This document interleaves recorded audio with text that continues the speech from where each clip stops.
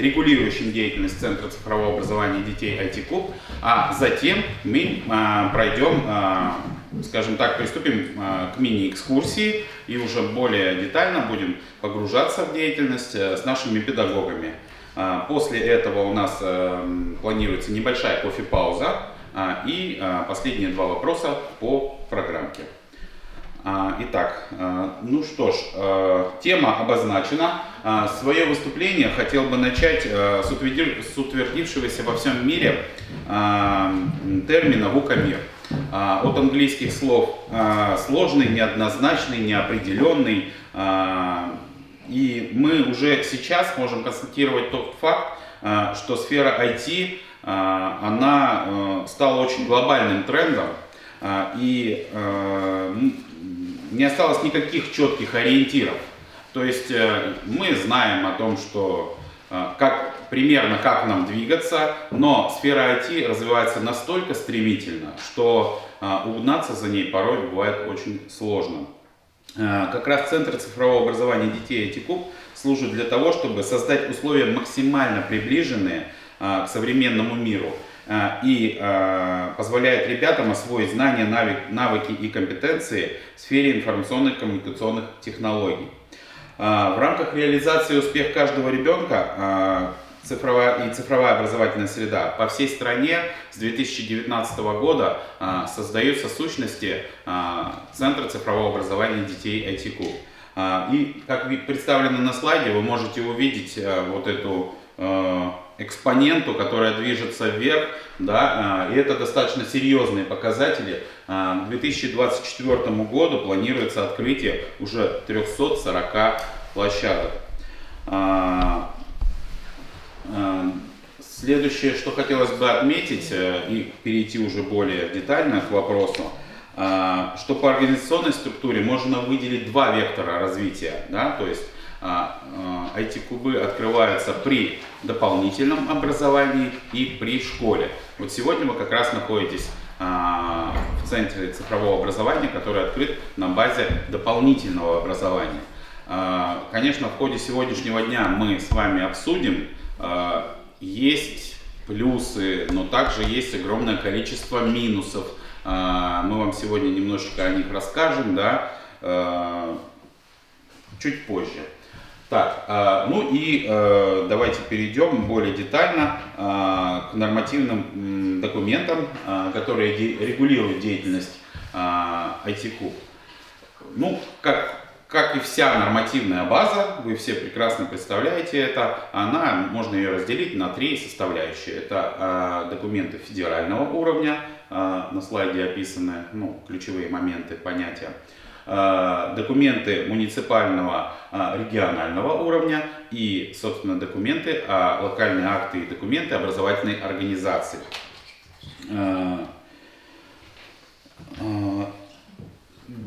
В дальнейшем хотелось бы, Ирина Дмитриевна уже в выступлениях отмечала некие, скажем так, точки соприкосновения, но я бы хотел немножечко раскрыть эту тему. На следующих двух слайдах, может быть, надо было их растянуть немножко, но я думаю, надеюсь, что видно. На двух слайдах мы отразили основные нормативные документы федерального уровня. На самом деле документов огромное количество, начиная, конечно, собственно, от 273-го федерального закона об образовании и уже более таких конкретных точек. Ну вот на слайде, на данном слайде выделил три таких основополагающих документа, которые как раз относятся будут относиться к Центру цифрового образования детей, которые будут открыты на базе школ. Вы все прекрасно знаете, что сейчас обсуждались и утверждаются уже, насколько я знаю, утвердились, да, с сентября 2022 года на обязательной основе федеральные государственные образовательные стандарты начального и основного общего образования. То есть, давайте так, я не буду, конечно, их раскрывать, но вот ключевые моменты, которые там есть, это как раз-таки развитие предметной области математика, информатика, где более детально раскрыта, скажем так, связь образовательных организаций и новых сущностей, таких как центры цифрового образования, центр гуманитарного профиля, точка роста, что эти предметные области могут также осуществляться с использованием средств и возможностей таких сущностей. Так, следующий слайд, да, и вот здесь небольшое пояснение, да, Ирина Дмитриевна тоже об этом говорила, но знаете, на самом деле понятно, что нормативная база, она движется вслед за временем. Но вот первая наша вот такая боль, скажем так, да, при открытии мы образовывались, нас тоже курировал фонд новых форм развития образования. Были определенные трудности и так далее. Затем Академия Минпросвещения нас взяла под свое крыло, предъявила свои ряд определенных требований. Знаете, и каждый раз, когда подстраиваешься под новые формы, под новые методы и так далее, немножко тяжело становится, да. И вот сейчас, буквально недавно, письмом Министерства просвещения было утверждено, что все-таки фонд новых форм развития образования будет федеральным оператором. Вот сейчас я буквально участвовал в вебинаре, на котором уже снова создали новый чат, потому что этих чатов огромное количество, и там будут собирать всю нормативную базу, все методические рекомендации, которые предъявляются к таким сущностям, как ITCUF в данном случае. И вот конкретно по распоряжению Минпросвещения 309, которое признало утратившим силу предыдущее постановление, по которому мы работали, Р-138 от 17 декабря 2019 года, конечно, может быть, на первый взгляд можно сказать, что нет существенных отличий. Но на самом деле, те, кто знает, те, кто работает в этой сфере, отличия существуют, и их не так мало. Вплоть до того, что там предъявляются новые направления работы, по штатным количеству сотрудникам есть разные нюансы, и в том числе по обязательным и необязательным направлениям. Вот. Так, ну этот слайд, это просто хотел продемонстрировать, да, что на открытии нашего центра присутствовал глава региона. Вот прямо здесь мы тоже открывали наш центр. Мы очень рады и ну, как бы хотели бы еще раз подчеркнуть, да, о том, что в сентябре 2020 года мы открылись, и мы можем, скажем так, с гордостью себя называть первым сельским в республике Коми центром цифрового образования ITCUP села Выльгород. Вот. Так. Так, ну и вот на следующем слайде представлены нормативные документы муниципального и уровня центра, регулирующие деятельность Центра цифрового образования ITCUP. Ну, в самом верху вы видите выдержку статьи 30 Федерального закона об образовании, что образовательная организация в ее компетенции, да, разработка таких локальных актов и утверждение, регламентирующий деятельность. Да. Ну, первым документом, который, скажем так, в нашей истории был, да, это постановление администрации муниципального образования муниципального района Сыктывдинский, тогда еще носило название, о создании Центра цифрового образования ITCUP села Выльгород на базе районного центра внешкольной работы села Выльгород. После этого, то есть мы работали по, еще раз подчеркну, по распоряжению Министерства просвещения Р-138, у нас было назначение ответственного лица, коим я являюсь. Я заместитель директора районного центра работы, внешкольной работы и курирую направление деятельности ITCUP. Устав центра, как и везде, да, он регламентирует всю нашу деятельность. Мы являемся структурным подразделением, еще раз подчеркну. И у нас разработано положение, по которому мы работаем. Все эти документы размещены на сайте образовательной организации. Также ежегодно до 1 сентября мы утверждаем план мероприятий на учебный год, в который как раз таки входят все ключевые мероприятия для достижения показателей эффективности деятельности Центра цифрового образования ITCUB. Они также включаются в свою очередь в план работы, собственно, Центра внешкольной работы. Центр цифрового образования создан при поддержке, конечно же, в первую очередь Министерства образования, науки и молодежной политики Республики Коми, а также федерального оператора и ведущих цифровых компаний. Как раз здесь, вот тогда мы еще от 7 до 18 с детишками работали. Я считаю, что это огромный плюс, что нам, понизили возраст, да, но в том числе мы можем больше охват сделать. И вот сейчас на слайде представлены направления, которые были в год нашего открытия. Здесь вы видите 6 направлений, 3 обязательных: разработка VR AR приложений, мобильная разработка, партнер IT-школа Samsung и программирование на Python, партнер федеральный Яндекс.Лицей. И 3 направления, которые мы выбрали, которые по выбору являлись. В 2020-2021 учебном году ITCUB выполнил в полной мере все предъявляемые к нему требования. У нас прошли обучение более 400 детей, если быть точным, 406 детей обучалось в прошлом учебном году. И вот на следующем слайде хотелось бы подчеркнуть ключевые подходы к организации образовательной среды. Этим слайдом мы хотели бы продемонстрировать то, что считаем очень рациональным. Это единообразие некое определенное для вот таких сущностей. В чем оно заключается? Вот если каждый из вас приедет в любой город, в принципе, да, там крупный, масштабный, там, нашей страны, и посетит Центр цифрового образования ITCUB, то примерно, да, все будет выглядеть вот как представлено на слайде. О чем тут конкретно хотелось бы более сказать. То есть принято определенное брендирование везде, организация 12 рабочих мест учащихся, 1 рабочее место учителя, современный дизайн, ну и, конечно же, современное новейшее цифровое оборудование.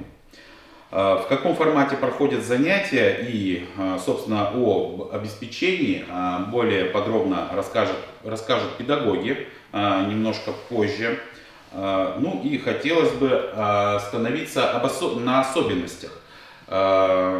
У каждой образовательной организации, у каждой структуры, да, есть свои определенные особенности. И вот то, чем мы, скажем так, гордимся, то, что нам не стыдно показать и рассказать другим, это по показателям прошлого года, да, мы понимали груз ответственности, который лежал на нашем центре, и старались, а даже можно так выразиться, проводили все по возможности районные мероприятия крупномасштабные в сфере IT. Вот, например, может быть, на входе вы обратили внимание, ролики тоже играют у нас. В ноябре 2021 года мы уже организовали 2-е районные соревнования среди внешних пилотов квадрокоптеров Аэрофест, где участвовали команды из школ, на базе которых располагаются центры цифрового и гуманитарного профилей «Точка роста». Такое мероприятие, на самом деле, я как раз тоже контактировал с Виталием Владимировичем Альшановым, который работает как раз в Доме научной коллаборации. Они проводили подобное мероприятие уже после нас, когда собирали, но немножко по-другому, конечно. И вот мы определились, что, наверное, 3-е наши соревнования мы проведем, скорее всего, совместно с ними, и оно уже будет масштабным, наверное, даже может быть межрайонным, межмуниципальным, потому что нужно выходить на следующий уровень. Также мы организуем крупные мероприятия в сфере робототехники. Вот буквально через 2 недели, 24 марта, коллегам я тоже направил в управление образования письма, и управление образования Сыктывкара, Усть-Кулома, Прилузья, ближайших муниципалитетов и школ нашего района, положение ежегодного турнира, открытого турнира по робототехнике, робобоулинг и робофутбол. Это мероприятие очень такое массовое, детям оно очень нравится. Этим мероприятием мы как раз таки привлекаем их даже в том числе к здоровому образу жизни, к развитию спортивных мероприятий, ну и вообще научно-техническому моделированию в целом. Мы организуем районные семинары для коллег района. Вот у нас был семинар для точек роста, на котором педагоги погружались в работу по созданию 3D модели в программе Blender и создание простейшего приложения для VR-шлема в Unity 3D. Затем был семинар по созданию видеороликов и печатной продукции с VR для, подчеркиваю, даже так может быть, как бы будет звучать, для библиотек, для работников школьных библиотек района. То есть, ну, такая потребность у руководителя методического объединения была озвучена. Мы данное мероприятие уже включили в наш план, чтобы оказать методическую поддержку коллегам. Ежегодно проводится районный хакатон по программированию для школьников, космический код. В этом году мы его назвали «Время первых». Это в апреле проходит у нас такой хакатон. В принципе, еще хотел отметить вот момент. Уже давно, ну я не знаю как где, но вот в нашем районе существовала такая проблема в том, что отсутствует полноценный курс компьютерной грамотности для детей начального звена.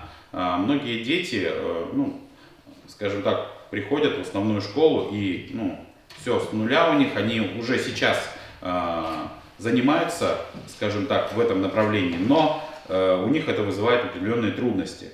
Была разработана программа «Школьник 21 века», которая помогает младшим школьникам постичь азы цифровой грамотности. На сегодняшний день данную программу уже посещают целые классы близлежащих школ выльгерских.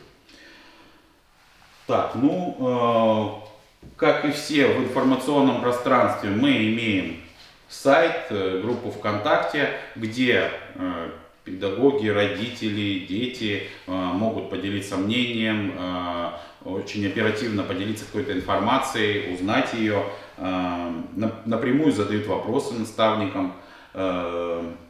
И мы готовы к сотрудничеству по-любому, мы готовы к дальнейшим каким-то совместным сетевым, возможно, проектам. Да? Наши контакты написаны на слайде. В принципе, на этом вот эта часть моего выступления подходит к концу. Большое спасибо. Ну и сейчас, наверное, можно будет перейти к следующей части. Да? Мы как раз ее начнем прямо, собственно, отсюда. Вот сейчас помещение, в котором вы находитесь, называется, точнее правильно сказать, зоной коворкинга. То есть здесь ребята могут свободное от занятий время. Ну, сегодня немножечко мы перестановочку сделали, да. Но здесь могут стоять компьютеры, они работают на них, если им нужно какой-то проект выполнить и так далее в свободное время. То есть вот это такая зона общения, где мы также проводим конференции, встречаемся, общаемся с коллегами, и дети также здесь могут заниматься. Есть некоторые нюансы, о которых я более подробно расскажу сейчас, как раз на обзорной, скажем так, экскурсии. И предлагаю вам всем подняться дальше на второй этаж.